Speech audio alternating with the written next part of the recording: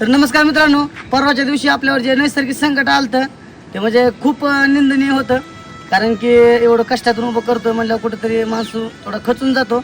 पण तुमच्या प्रेमामुळं Instagram, YouTube, Facebook या फॅमिलीनं माझ्या इतका मला प्रोत्साहन दिलं आहे आणि इतकं माझ्यासाठी काय काय केलं आहे मी कधीच विसरू शकत नाही.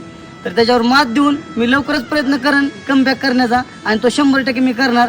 आणि काही जण खूप मला म्हणजे माझ्या प्रेमापोटी एक गरिबीतून शून्यातून वर येतोय त्याच्या प्रेमापोटी मला आर्थिक मदत करतायत. तर दादांनो, मला आर्थिक मदत काय करू नका, फक्त मला तुमच्या प्रेमाची गरज आहे. मला आर्थिक मदतीची गरज नाही, फक्त तुमचं भरभरून प्रेम आता दिलंय त्यापेक्षा डबल आता दिलंय ते कधीच मी विसरू शकत नाही. मी बघतोय स्टोरी बघतोय, जवळजवळ 1.5-2 लाख स्टोरी मला मेन्शन झाल्यात. हेच माझ्यासाठी आहे, पैसा हा सर्वस्व नाही. मी आर्थिक काही बी तडजोड करेन, पण तुम्ही मला भरभरून प्रेम दिलंय हेच माझ्यासाठी सर्वस्व आहे. आणि मी कमबॅक नक्कीच करेन आणि वाईट कमेंट करणार नाही. तुम्ही नुसतं लिहिण्यापुरतं कमेंट करताय, तुम्ही शून्यातून विश्व निर्माण करू शकत नाही. त्याच्यामुळे तुम्ही ज्यानं शून्यातून विश्व निर्माण केलंय त्याच्यावर टीका टिप्पणी करताय. जर लोकांनी मटण मांसाहार खायचा सोडून दिला तर आम्ही कशाला विकतोय? तुम्ही खाताय म्हणून आम्ही विकतोय. आणि हा व्यवसाय आहे.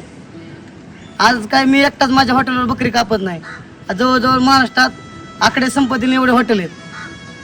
वाईट कमेंट करू नका, तुमचे विचार तुमच्यापाशी ठेवा आणि त्या वाईट कमेंट करण्यापेक्षा एखादी चांगली कमेंट करा आणि आपल्या मराठी उद्योजकाला सपोर्ट करा.